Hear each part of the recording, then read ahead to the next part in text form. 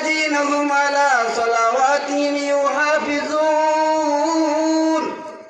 যারা সালাতকে হিফাজত করবে আল্লাহ ওয়াদা করলেন উলাইকা হুমুল ওয়ারিসুন তারাই হবে অধিকারী আল্লাযীনা ইয়ারিসুনাল ফিরদাউসা হুম ফিহা খালিদুন তাদেরকে আল্লাহ তাআলা ফিরদাউস জান্নাত দিবেন বলি সুবহানাল্লাহ।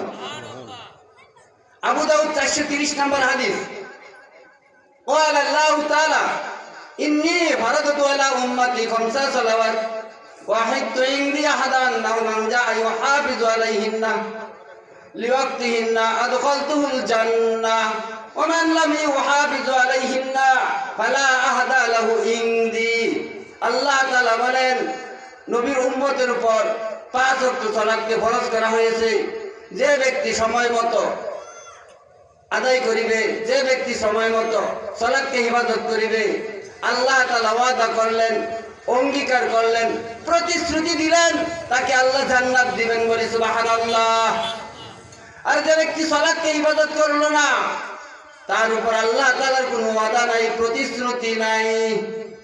আবু দাউদ 431 নম্বর হাদিস ইয়া আবাদার كيف أنت إذا كانت عليك يأمرون يميتون الصلاة أو قال يؤخرون الصلاة قلت يا رسول الله فما تأمرني قال صلى الصلاة لوقتها فإن أدركتها معهم فصلها فإنها لك نافلة আল্লাহ রাসূল একজন সাহাবী তার নাম ছিল আবু যর তাকে বললেন হে আবু যর তোমাদের শাসকগণ যখন তোমার সালাতকে মেরে ফেলবে বিলম্ব করে আদায় করিবে তখন তুমি কি করিবা?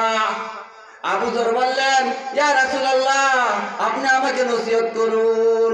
আল্লাহ রাসূল বললেন যখন তোমার শাসকগণ সালাতকে মেরে ফেলবে বিলম্ব করে আদায় করবে অক্তকালে আদায় করবে অক্ত মতো সালাত আদায় করা ফরজ সালাত আদায় করা যেমন ফরজ সময় মতো আদায় করা তেমন ফরজ।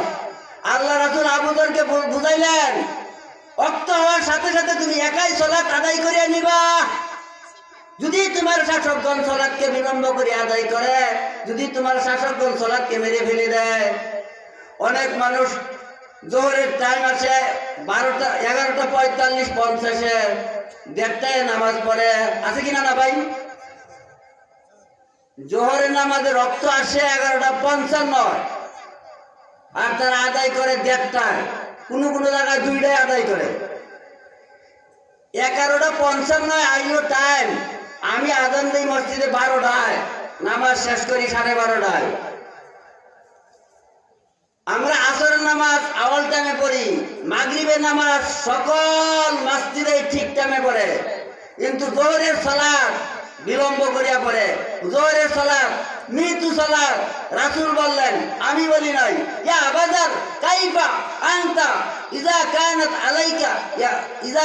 আলাইকা ইউমিতুনা সালাহ তারা সালাতকে মেরে ফেলে দিয়েছে বিলম্ব করে আদায় করিয়াছে তাদের সাথে জামাতে পড়ার থেকে আপনি যদি আওয়ালতে একা একা সালাত আদায় করেন ওই জামাতের থেকে আওয়ালতে একা একা সালাত আদায় করা উত্তম বলি সুবহানাল্লাহ।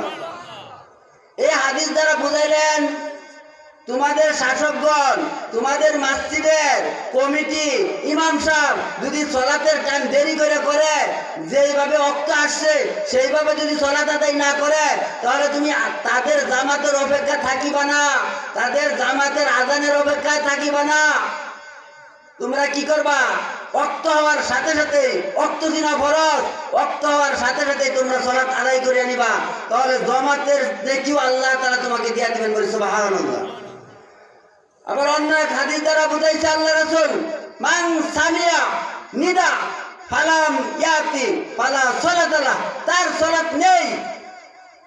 যেই মসজিদে সালাত ওয়াক্ত মতো আযান হয় জামাত হয় নির্ধারিত টাইমে ওই মসজিদে যদি কেউ জামাতে সালাত আদায় না করে সে কামের উযুহাত দেখায় সে বিলম্ব করিয়া সালাত আদায় করে আল্লাহ রাসূল বললেন ওই মসজিদে যদি জামাতের সালাত আদায় না করে সে যদি বাড়িতে সালাত আদায় করে রাসূল বললেন তার সালাত নেই মানে আপনি পড়লেও নাই। কে বলছে ভাই? এ ভাই কে বলছে? আল্লাহ রাসূল বলছে। ভাই কথা কি বোঝা যায় না? এক হাদিসের দ্বারা বুঝাইলেন, যদি তোমার শাসকগণ সালাত মেরে ফেলে দেয়, বিলম্ব করে আদায় করে, অক্ত গেলে যদি জামাত করে, দেড় দেয় জামাত করে। ভাই কোন মসজিদে কি দেড় দেয় জামাত করে না? ওই মসজিদেও ঘড়ি আছে, ওই মসজিদেও ক্যালেন্ডার আছে, ওই মসজিদেও সময়সূচি আছে। আমি এক মসজিদে গেলাম, যাই দেখাইলাম কমিটির লোকের, দেখেন তো আপনার মসজিদে ক্যালেন্ডার, এটার মধ্যে নামাজের সময় আছে 11:55, আর আপনি সালাত আদায় করলেন 11:30, 1:30 পর। আর মসজিদে যাই ইমাম বসে বলল, বুখারী শরীফের 444 নম্বর হাদিস, ইযা দাখালা আহাদুকুমুল মসজিদ ফালা ইয়াজলিস হাত্তা ইউসাল্লি রাকাতাইন। যখনই মসজিদে ঢুকিবা 2 রাকাত সালাত আদায় করিয়া বসিবা। দেখেন আল্লাহ রাসূল যখন জান্নাত দেখতে গেলেন, রাসূল বললেন, কুল্লামা দাখালতু জান্নাতু সামিতু খাসখাসাতান আলাই। যখনই আমি জান্নাতে ঢুকি, আমার সামনে কে জানে জুতা পাও দিয়া হাঁটে। আমি জিব্রাইলকে বললাম, ভাই জিব্রাইল, আমার আগে আগে জুতা পাও দিয়া কে হাঁটে? জিব্রাইল বলল, আপনার একজন সাহাবী, হাবশী বংশের, তার নাম হইল বেলাল। পৃথিবীর কোন মানুষ পছন্দ করে না, আল্লাহ তাআলা পছন্দ করেছে। বলি সুবহানাল্লাহ। বেলালকে পছন্দ করে না, হাবশী বংশের, চেহারা ভালো না, ঠুটমুট মুড়া মুড়া কালো চেহারা, কেউই পছন্দ করে না। আমার আল্লাহ পছন্দ করলেন, আমার আল্লাহ পছন্দ করিয়া তাকে এত সম্মানিত করিলেন। রাসূলের আগে আগে বেলাল জান্নাতে জুতা পাও দিয়ে হাঁটার শক্তি দিলেন, জুতা পাও দিয়ে হাঁটছে। আল্লাহ রাসূল জিব্রাইলকে জিজ্ঞাসা করছে, ভাই জিব্রাইল, আমার সামনে কে জানি জুতা পাও দিয়ে হাঁটে? আর জিব্রাইল বলে, আপনার একজন সাহাবী বেলাল রাদিয়াল্লাহু তাআলা আনহু। বলি সুবহানাল্লাহ।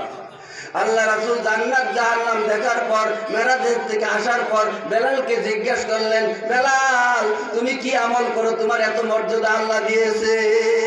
বেলাল বলে, কুল্লামা তাওয়াজ্জাইতু সাল্লাত রাকাতাইন। আমি যখনই ওযু করি 2 রাকাত ওযুর সালাত আদায় করি। কুল্লামা দাখালতু মাসজিদা সালাতা রাকাতাইন। আমি যখনই মসজিদে ঢুকি 2 রাকাত সালাত আদায় করি। কতটা হাদিস নেবেন? বুখারী শরীফের 444 নম্বর হাদিস, ইযা দাখালা আহাদুকুমুল মসজিদ ফালা ইয়াজলিস হাত্তা ইউসাল্লি রাকাতাইন। যখনই মসজিদে ঢুকবা 2 রাকাত সালাত আদায় করিয়া সারা বসতে পারবা না। আবার একদল আছে, এদিক দিয়ে আকামত দিয়ে জামাত শুরু হয়ে গেছে, ওদিক দিয়ে ওরা সুন্নত পড়ছে। ইযা উকিমাতিস সালাহ লা সালাতা ইল্লাল মাকতুবা। ফরজ সালাত যদি আরম্ভ হয়ে যায়, আপনি যদি 2 রাকাত সুন্নতের নিয়ত করেন, 1 রাকাত পড়ছেন, অথবা তাশাহুদ বাকি রয়েছে, আকামত সাথে সাথে আপনি সালাত ছেড়ে দিবেন।